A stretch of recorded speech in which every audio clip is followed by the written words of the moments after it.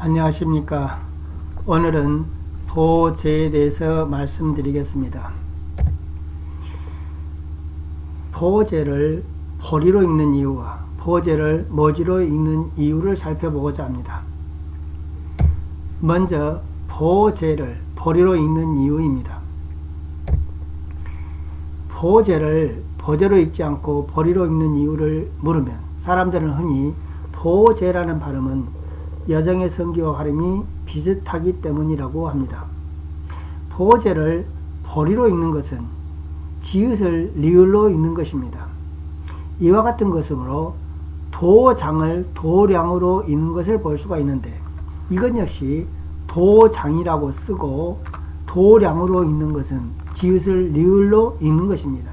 만약 보제로 쓰고 보리로 읽는 것이 보제로 발음하면 여성의 성기와 발음이 비슷하다고 하다면 도장은 그것과 관계가 없는데 왜 도량으로 읽어야 합니까? 이것을 모르면 사람들은 이번에는 도장이라고 하면 싸우는 장소로 느끼기 때문이라고 합니다. 이와 같이 언어 현상을 어떤 규칙에 따라 설명하지 않고 기분으로 설명할 수는 없는 것입니다. 아래에서는 그 언어 규칙을 살펴보고자 합니다. 보제는 범어 보디를 음역한 것입니다.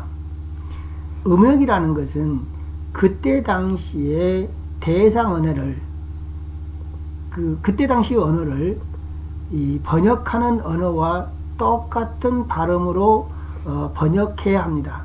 따라서 범어가 보디라면 그것을 번역한 중국어나 한국어는 마땅히 보디로 읽혀야 했을 것입니다.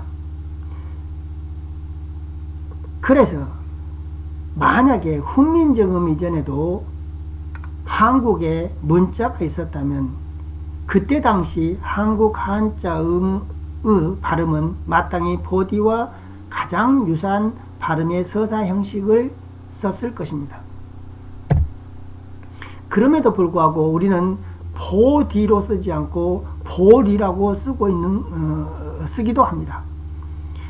우선 보제라고 쓰고 보디라고 읽는 이유에 대해서 살펴보고자 합니다.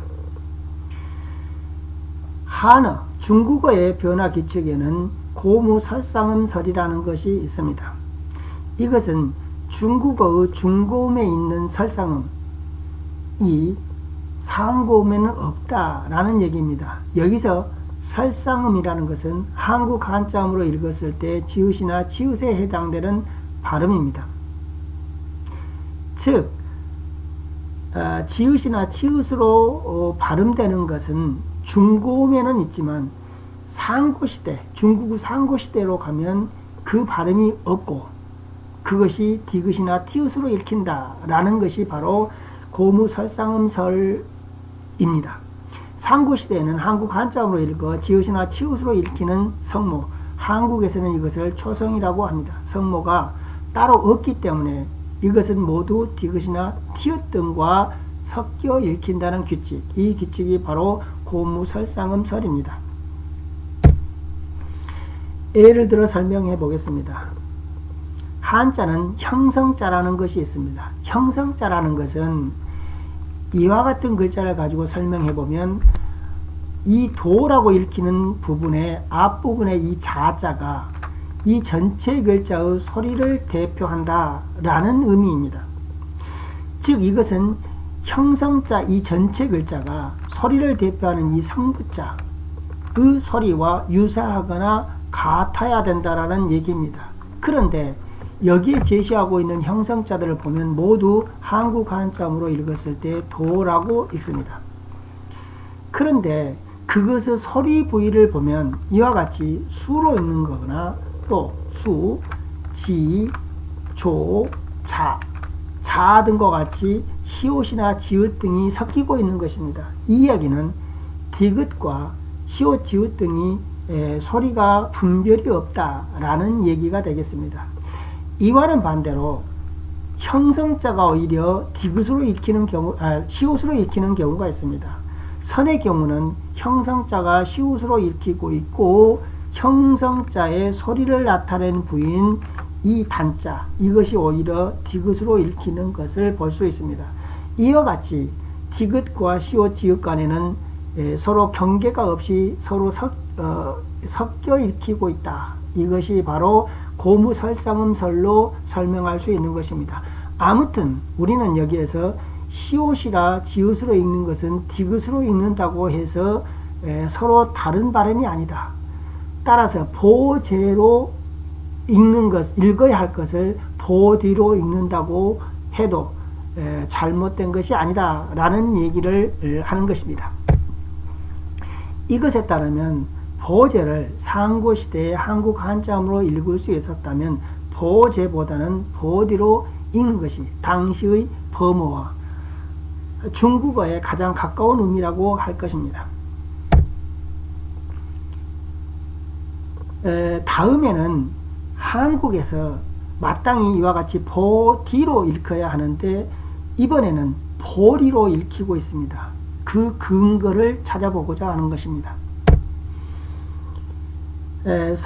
동국정은 서문에 의하면 이와 같은 문장이 있는데 이것을 해석해보면 이 단이라는 글자는 레라는 글자로 읽히는 것, 디귿이 리을로 읽히는 것은 오직 끝소리, 종성에만 국한된 것이 아니다. 마치 차제의 제나 목단의 단과 같은 따위와 같이 초성의 변화, 초성이 변화된 것이 또한 많다. 원래 디귿이 리을로 읽히는 것은 종성에서 일어나는 것입니다. 그것에 대한 것은 중국 성운학이기 때문에 설명을 보류하기로 하겠습니다. 아무튼 디귿이 리을로 읽히는 것은 일반적으로 종성에서 일어나는 현상이지만 여기 동국정은 서문에서 설명하고 있는 것은 초성에서도 변화한 것이 많다라는 얘기를 하고 있는 것입니다. 즉 차제는 한국 한자음을 읽었을 때 차제라고 읽어야 되는데 그것을 우리는 차레라고 하고 있습니다. 그리고 목단은 모란으로 읽고 있습니다. 이것을 차제라고 읽는 것은 지읒이 디귿으로 읽힐 수 있기 때문에 이것도 디귿으로 읽히는 것이고 목단의 디귿도 디귿으로 읽히는 것이라고 할 수 있습니다. 즉 이것은 디귿이 리을로 읽히는 현상들의 예를 들어놓은 것입니다. 이와 같이 한국에서는 디귿이 리을로 읽힐 수 있기 때문에 보디라는 발음이 보리로 읽힐 수 있다라는 것을 설명하고자 합니다. 보제는 마땅히 보디로 읽어야 합니다. 그런데 훈민정음 당시의 한국인은 보제의 경우 이 보디로 읽어야 되는데 이 디귿을 바로 앞에서 설명한 바와 같이 디귿을 리을로 바꾸어 읽었기 때문에 보리로 읽힌다라고 이야기할 수 있습니다. 다음은 보제라고 쓰고 굳이 모지로 읽는 이유를 살펴보고자 합니다. 반야신경의 주민 중에서는 보제라고 쓰고 굳이 보제라고 쓰고 이것을 모지로 읽고 있습니다.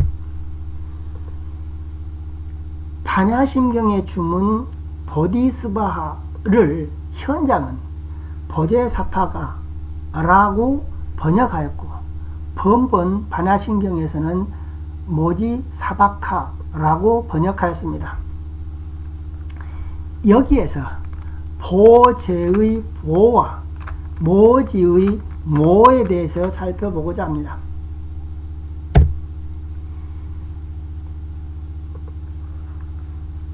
이 보제의 범어 표기인 보디를 따라 보디로 읽는 것도 아니고 굳이 보제라고 쓰면서도 번번의 모제와 같이 읽는 이유를 살펴보고자 하는 것입니다. 음역한 보제와 모지에서 제와 지는 상기의 설명에 따라서 범어의 D를 옮긴 것입니다. 우리는 지읒이 디귿으로 읽히는 것은 고무설상음설에 의해서 설명한 바가 있으니까 여기에서는 합당한 것으로 하고 문제가 없는 것으로 치고 설명을 보류하겠습니다. 단지 여기에서는 이 보제의 보와 모지의 모, 하나는 보로 읽고 하나는 모로 읽는데 또 불구하고 보제로 쓰고 굳이 모지로 읽는 이유, 그것을 살펴보고자 하는 것입니다. 중국의 고음을 말할 때는 흔히 절운을 증보 편찬한 광운을 근거로 기술합니다. 절운에는 수당대음을 실어놓은 것입니다. 그것을 송대의 광운이 그대로 옮겨왔기 때문에 우리는 수당대음을 알고자 할 때는 주로 광운이라는 운서를 사용합니다. 범어 보디를 음역한 한자인 보제와 모지의 광운의 음을 가지고 현대음으로 제구해보면 이와 같이 쓸 수가 있습니다. 아무튼 하나는 보와 같이 비읍으로 읽히고 하나는 모와 같이 미음으로 읽히는 것을 확인할 수 있습니다. 범어를 중국어로 옮길 때 대상 언어와 목적 언어의 음원체계가 같으면 아무런 문제가 없을 것입니다. 그러나 범어에는 있고 중국어에는 없거나 범어에는 없고 중국어에는 있는 경우에는 문제가 됩니다. 예를 들어 범어에는 이 장단음이 있습니다. 그러나 중국어에는 장단음이 없습니다.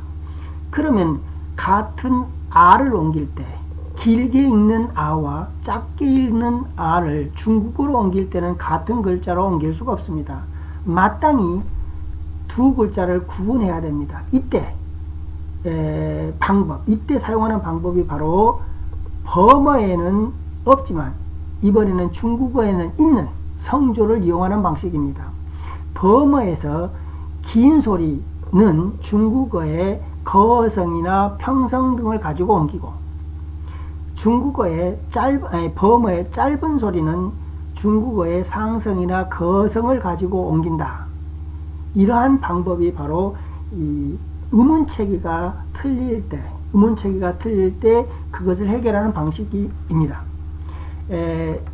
중국어의 사성 중에서 거성이 가장 긴 소리를 나타내고 평성이 그 다음 세 번째가 상성이고 가장 짧은 소리를 입성으로 표시하고는 합니다.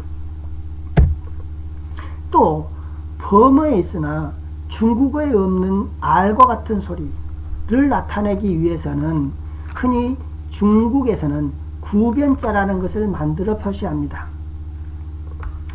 예를 들면 이와 같은 글자에서 원래 이것은 중국어에는 이 입구자가 붙어있는 이 글자는 없는데 이 글자만 있는데 이 글자를 중국어로 발음을 하면 L로 발음됩니다. 그리고 중국어에는 R이라는 발음이 없는데 범어에서는 이것이 R로 읽혀야 됩니다.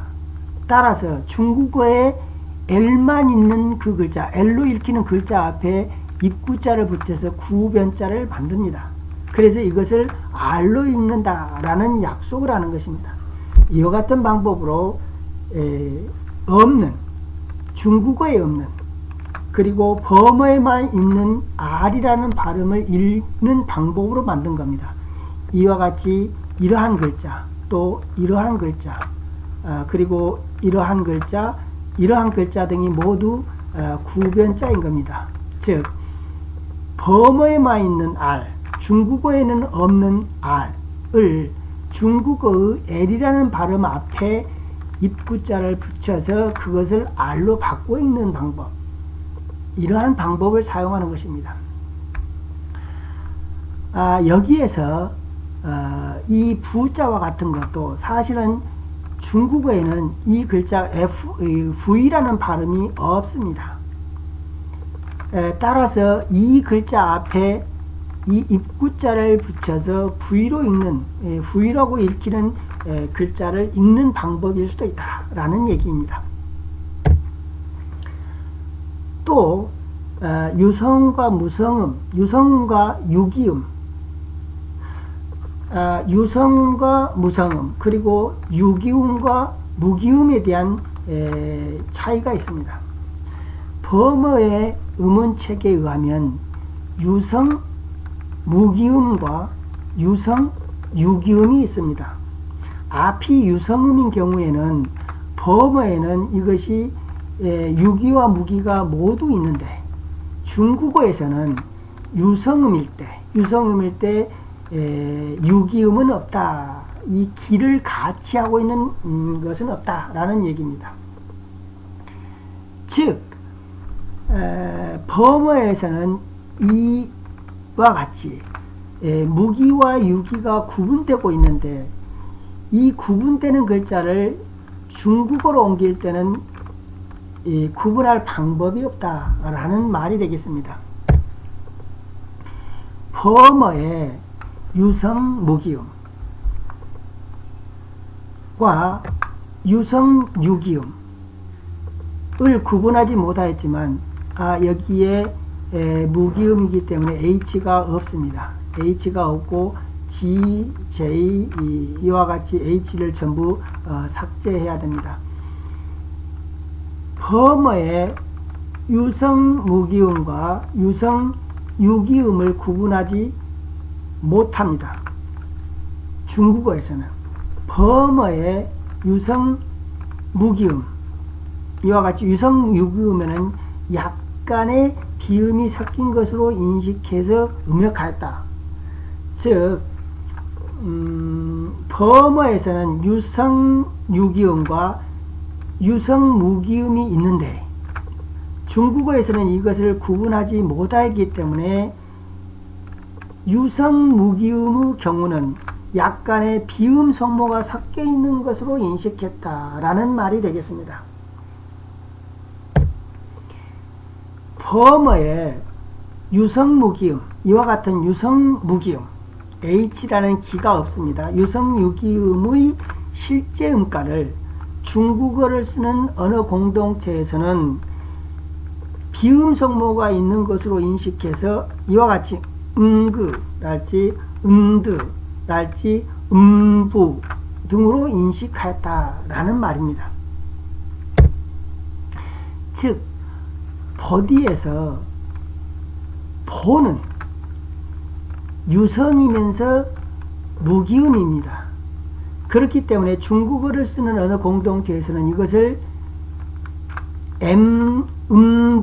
음부라고 인식하였다라는 말이 되겠습니다. 즉 범어의 음부라는 발음을 중국인이 만났을 때 어떤 사람은 이 B를 들은 사람이 있을 것이고 어떤 사람은 M을 들은 사람이 있을 것입니다.